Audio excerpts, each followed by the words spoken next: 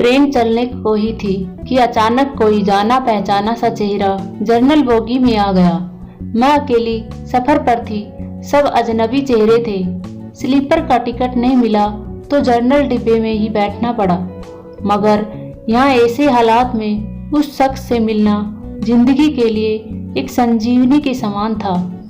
जिंदगी भी कमबख्त कभी कभी अजीब से मोड़ पर ले आती है, ऐसे हालातों से सामना करवा देती है जिसकी कल्पना तो क्या कभी ख्याल भी नहीं कर सकते। वो आया और मेरे पास ही खाली जगह पर बैठ गया। ना मेरी तरफ देखा, ना पहचानने की कोशिश की। कुछ इंच की दूरी बनाकर चुपचाप पास आकर बैठ गया। बाहर सावन की रिमझिम लगी थी, इस कारण वो कुछ भीग गया था। मैंने कनखियों से नजर बचाकर उसे देखा। उम्र के इस मोड़ पर भी कमबख्त वैसा का वैसा ही था। हाँ, कुछ भारी हो गया था, मगर इतना ज्यादा भी नहीं। फिर उसने जेब से चश्मा निकाला और मोबाइल में लग गया। चश्मा देखकर मुझे कुछ आश्चर्य हुआ। उम्र का यही एक निशान उस पर नजर आया था कि आंखों पर चश्मा चढ़ गया था। चेहरे पर और सर पे मैंने सफेद बाल खोजने की कोशिश की, मगर मुझे नहीं दिखे। मैंने जल्दी से सर पर साड़ी का पल्लू डाल लिया। बालों को डाई किए काफी दिन हो गए थे।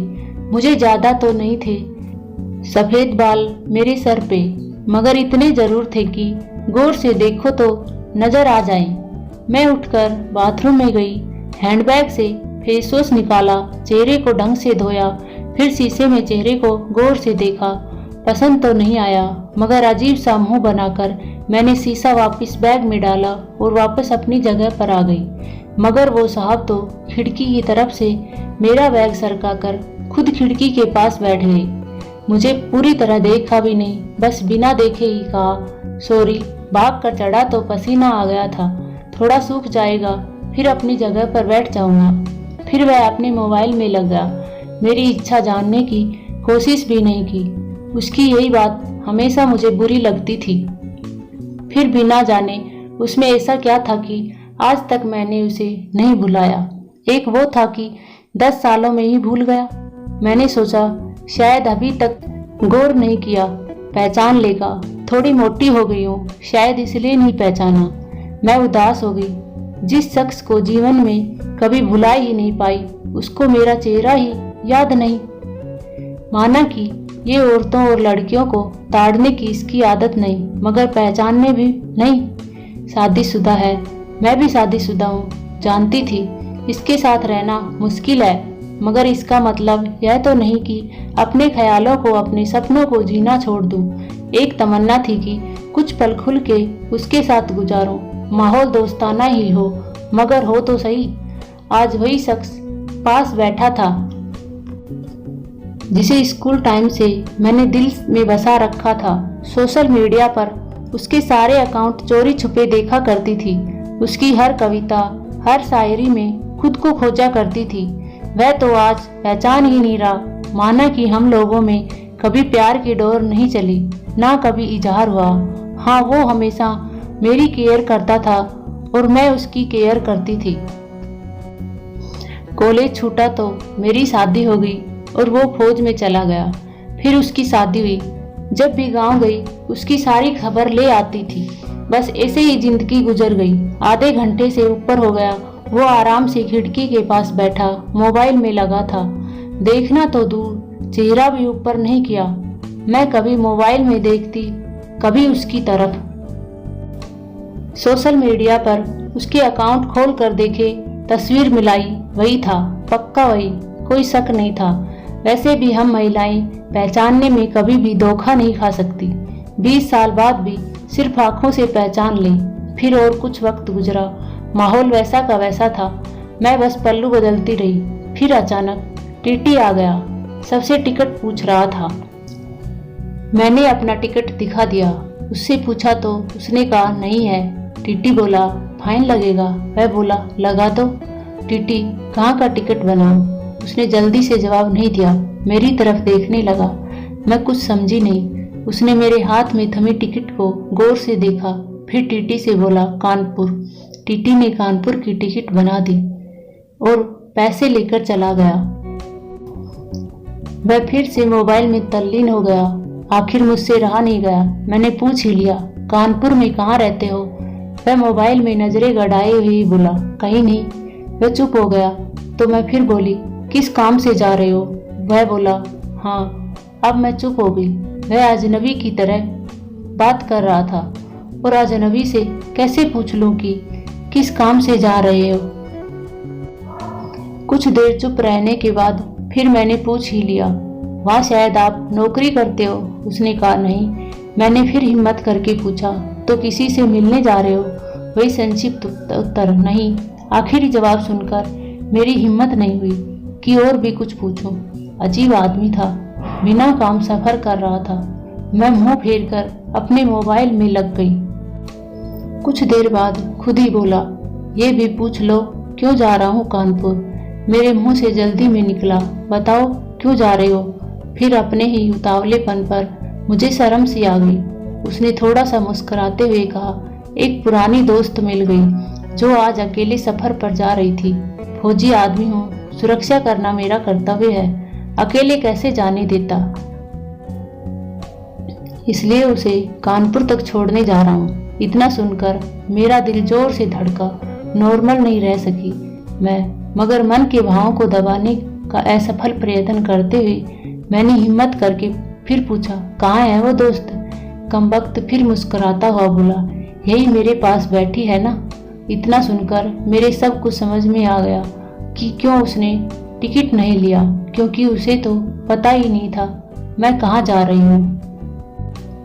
सिर्फ और सिर्फ मेरे लिए वह दिल्ली से कानपुर का सफर कर रहा था। जानकर इतनी खुशी मिली कि आंखों में आंसू आ गए। दिल के भीतर एक गोला सा बना और फट गया। परिणाम में आंखें तो भीगनी ही थी। बोला, रो क्यों रही हो? मैं बस इतना ही कह पाई, तुम मर्द हो ना, नहीं समझ सकती। वह बोला, क्योंकि थोड़ा बहुत लिख लेता हूँ, इसलिए एक कवि और लेखक भी हूँ, सब समझता हूँ।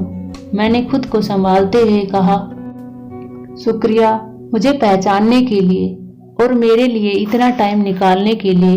वह बोला, प्लेटफॉर्म पर अकेली घूम रही थी, कोई साथ नहीं दिखा तो आना पड़ा। कल ही रक्षाबंधन था, इसलिए बहुत भीड़ है। तुमको यूं अकेले सफर नहीं करना चाहिए। क्या करती, उनको छुट्टी नहीं मिल रही थी और भाई यहाँ दिल्ली में आकर बस गए। राखी बांधने तो आना ही था। मैंने मजबूरी बताई, ऐसे भाइयों को राखी बांधने आई हो जिनको ये भी फिक्र नहीं कि बहन इतना लंबा सफर अकेले कैसे करेगी। भाई शादी के बाद भाई रहे ही नहीं, भाभीियों के हो गई। मम्मी पापा रहे नहीं कहकर मैं उदास हो गई। वह फिर बोला, तो पति को तो समझना चाहिए, उनकी बहुत बिजी लाइफ है, मैं ज़्यादा डिस्टर्ब नहीं करती और आजकल इतना खतरा नहीं रहा, कर लेती हूँ मैं अकेले सफ़र। तुम अपनी सुनाओ, कैसे हो? अच्छा हूँ, कट रही है जिंदगी। मेरी याद आती थी क्या? मैंने हिम्मत करके पूछा। वो चुप हो गया, कुछ नहीं बोला।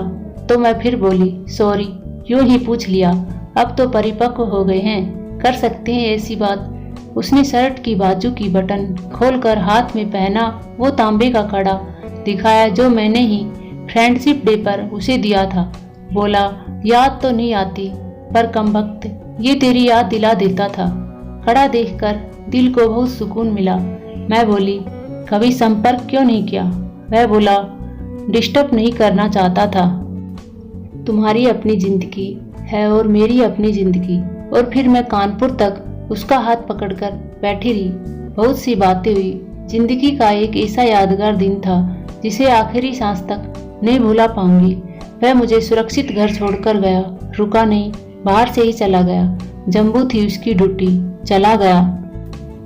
उसके बाद उससे कभी बात नहीं हुई, क्योंकि हम दोनों ने एक दूसरे के फोन नंबर नहीं लिए। हालांकि हमारे बीच कभी भी नापाक कुछ भी नहीं हुआ। एक पवित्र सा रिश्ता था, मगर रिश्तों की गरिमा बनाए रखना जरूरी था। फिर ठीक 1 महीने बाद मैंने अखबार में पढ़ा कि वो देश के लिए शहीद हो गया। क्या गुजरी होगी मुझ पर वर्णन नहीं कर सकती। उसके परिवार पर क्या गुजरी होगी पता नहीं। लोक लाज के डर से मैं उसके अंतिम दर्शन भी नहीं कर सके। आज उससे मिले 1 साल हो गया है। आज भी रक्षाबंधन का दूसरा दिन है। आज भी सफ़र कर रही हूँ, दिल्ली से कानपुर जा रही हूँ। जानबूझकर जनरल डिब्बे का टिकट लिया है मैंने। अकेली हूँ, न जाने दिल क्यों आस पाले बैठा है कि आज फिर आएगा और पसीना सुखाने के लिए उसी खिड़की के पास बैठेगा। एक सफ़र वो था जिसमें कोई हम सफ़र था, एक सफ़र आज है जिसमें उसकी यादें हम सफ़र है। बाकी जिंदगी का सफ़र जारी है। देखते हैं कौन मिलता है, कौन साथ छोड़ता है। उम्मीद करती हूँ कि दोस्तों कहानी पसंद आई होगी। अगर यह कहानी पसंद आई हो तो लाइक शेयर करना ना भूलें और चैनल पर नए हो तो सब्सक्राइब जरूर करें। धन्यवाद दोस्तों।